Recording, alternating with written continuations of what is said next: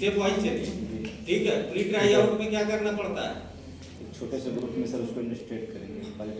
Pre try out में पहले आप विशेषज्ञ के पास जाएंगे, विशेषज्ञ के पास। पहले जो है उसी ग्रुप के पास नहीं चले जाएंगे जो आपका कोर ग्रुप है, पहले विषय विशेषज्ञ के पास जाएंगे, एक्सपर्ट के पास, उसको दिखाएंगे, ठीक है। वो क्या करेगा? जो अभी मैंने किया, समझ रहे हैं कि नहीं? तो वो आपकी जो भी उसकी कमियां रहेंगी वो सब दूर करेगा। और कम से कम 15 एक्सपर्ट आपको चाहिए। ये जो इलाहाबाद यूनिवर्सिटी वाले हैं ये सब ध्यान रखें, ठीक है। जब आप दीजिएगा किसी को टूल तो उससे कह दीजिएगा कि सर इसको चेक कर लीजिए, इसमें जो गलती हो नोट कर दीजिए और अपनी साइन कर दीजिए, जरूर करवाइएगा, नहीं बाद में भुगतेंगे। समझ रहे हैं कि नहीं? हाँ, एक्सपर्ट से हो गया। फिर क्या करेंगे? फिर बच्चों के पास ले जाएंगे। हाँ, 30, 40, 50 बच्चे, ठीक है।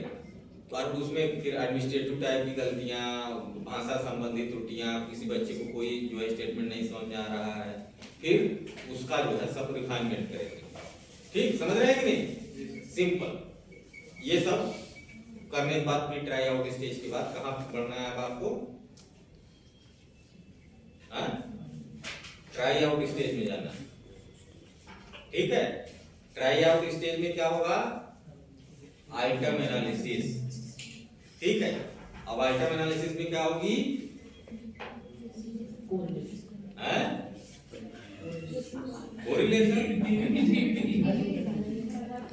अब यहाँ पर मामला थोड़ा सा अचीवमेंट टेस्ट से चेंज हो जाएगा। डीपी निकालनी नहीं है, डीपी निकालनी है। और डीपी कैसे निकलेगी? थ्रू टी टेस्ट,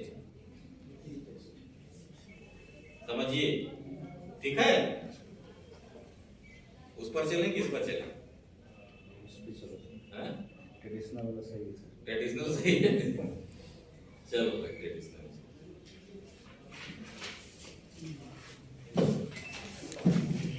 तीसरी स्टेज जो सिलेक्शन की है, इसमें 2 स्टेजेस हैं, प्री ट्राई आउट और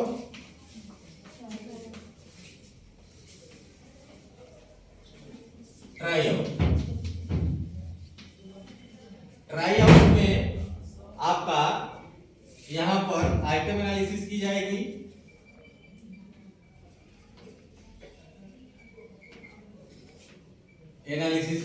जिसमें आपको डीपी निकालना है, ठीक है। डीपी कैसे निकलेगा? डीपी निकलेगा टी टेस्ट, ठीक है। अब टी टेस्ट के लिए क्या करना पड़ेगा आपको? फिर से पूरी प्रोसेस करनी पड़ेगी, ठीक। जो 7 स्टेप है, स्टेप बताइए कौन कौन से थे, याद है?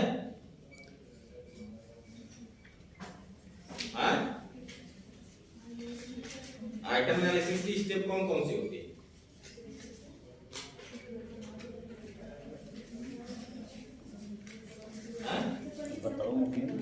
हाँ, वही वाला। पहले क्या करेंगे?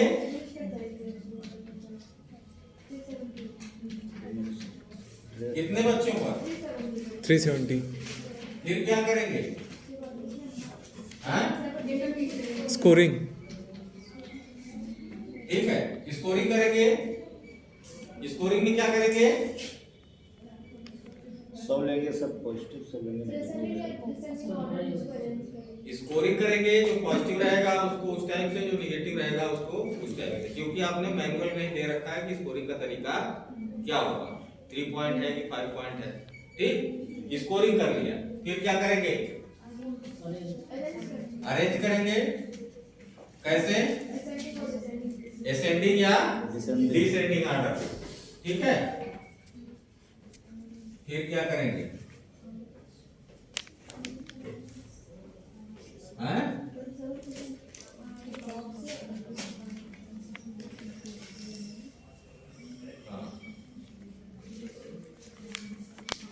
डिफाइन RH एंड, अब ये कैसे करेंगे बताइए? RH और RL कैसे निर्धारित करेंगे? पॉजिटिव और नेगेटिव स्टेटमेंट के लिए हाँ, पॉजिटिव नेगेटिव स्टेटमेंट कल क्या किया था? ऊपर 27 नीचे 27 हाँ, बगल लिखेंगे सही आ रहे हैं। ऊपर के 27% और नीचे के 27%, 27% लेंगे। ऊपर के 27% क्या कहलाएंगे? 100 RH, और नीचे वाले, RL, ठीक है, समझ में आई बात की नहीं? ये 5वां स्टेप है। सर असेंडिंग और डिसेंडिंग ऑर्डर किस बेस पे सेट करेंगे? स्कोरिंग कर लिया। स्कोरिंग करने के बाद मान लो कि जो है सब स्टेटमेंट है, ठीक।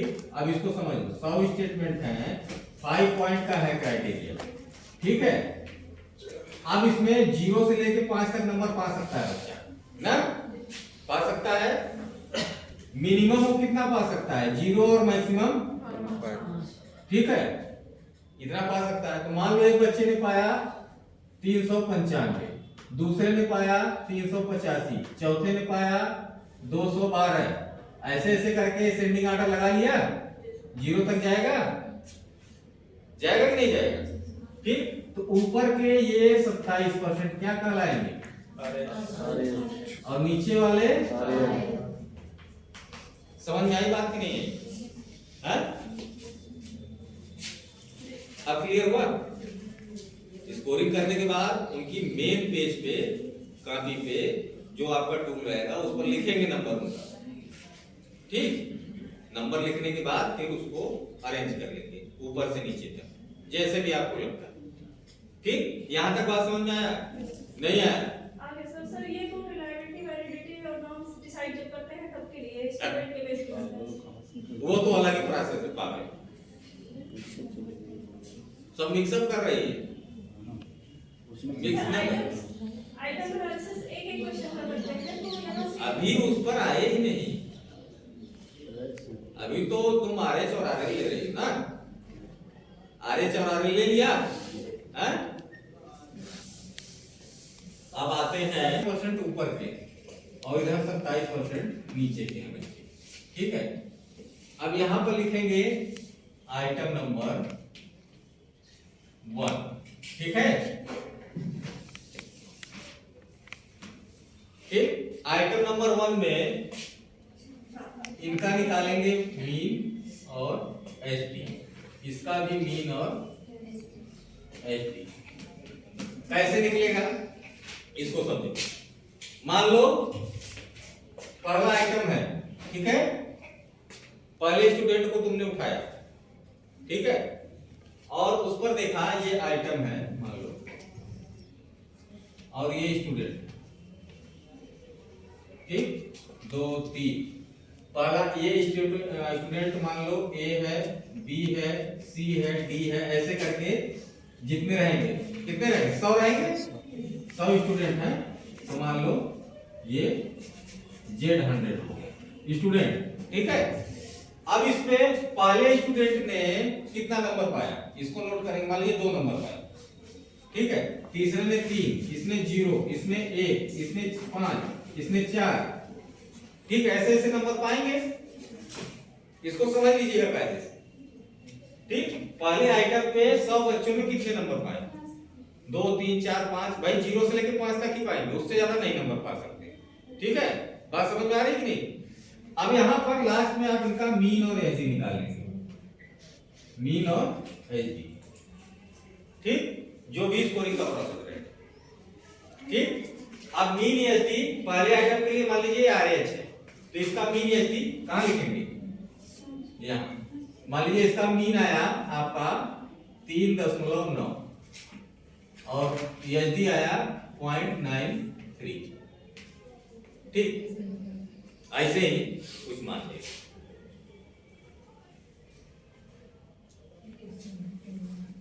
समझ आ रहा है नहीं आ रहा?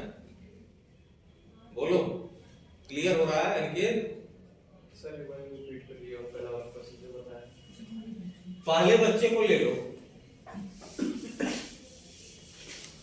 आरएच और आरएल तक क्लियर है, अभी टी लगेगा, ठीक। अब उसके लिए तुमको क्या करना पड़ेगा? मान लो स्टूडेंट नंबर 1 है, स्टूडेंट नंबर 2 है, स्टूडेंट नंबर 3 है, ठीक है, ऐसे ऐसे चला जाएगा। अब इधर आइटम लिख लो, ये मान लो आरएच के लिए निकाल रहे हो, ठीक है, तो आइटम नंबर 1 2 3 4, ठीक है। अब पहले आइटम पे स्टूडेंट ने पहले स्टूडेंट ने कितना नंबर पाया, मान लो 2 नंबर पाया, इसने 0, इसने 1, इसने 5, इसने 4, ऐसे पाएंगे नंबर सब ना।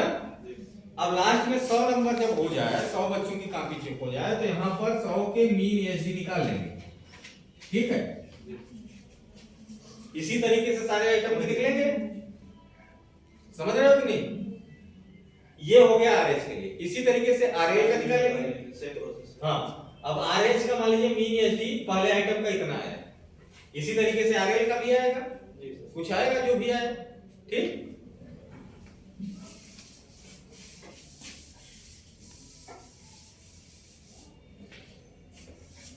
अब मान लीजिए आरएल का आ गया 2.12 और इसका मीन आ गया 65 ओएसडी, ठीक है। अब इसके बाद क्या निकलेगा यहाँ पर टी, और टी का फार्मूला क्या होता है, T equal to m1 minus m2 upon sigma D, छोड़ो s1 का square upon n1 plus h2 का स्क्वायर अपॉन, ये फार्मूला पता है कि नहीं तुमको? पता है ना। अब यहाँ पर m1 m2 क्या है, मीन डिफरेंस, ठीक, और s1 क्या है, ये है, n1 क्या है, यहाँ पर 370 के सैंपल में n1 n2 क्या होगा, 100 तो होगा ना, 27% ना, तो डिग्री ऑफ फ्रीडम कितना हो जाएगा,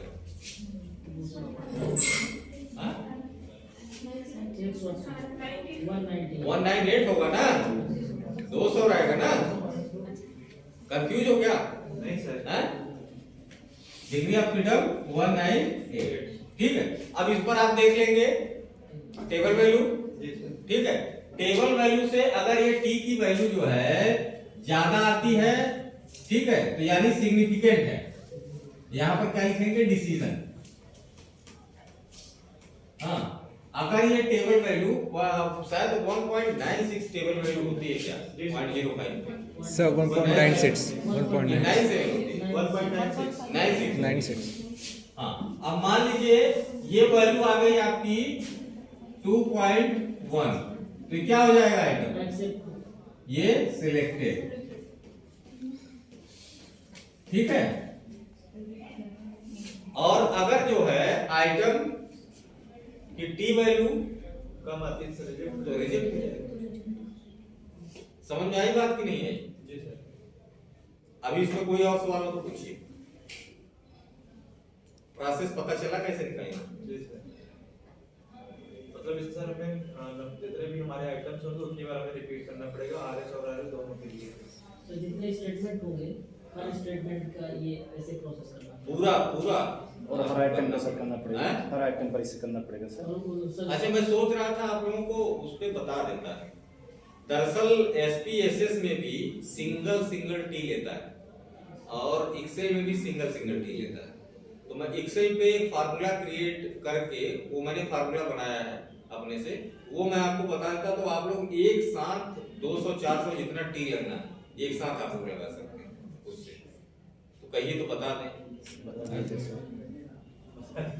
उसे भी एक्सेल खोलो, उसे भी एक्सेल खोल लो। लेकिन जो है वो फिर हमारा अगला वर्कशॉप है, फिर से 500 पे लेंगे। अगले किया जा सर, सर हम लोगों को थोड़ी छूट दे दीजिएगा। मार्च में किया जाए उसमें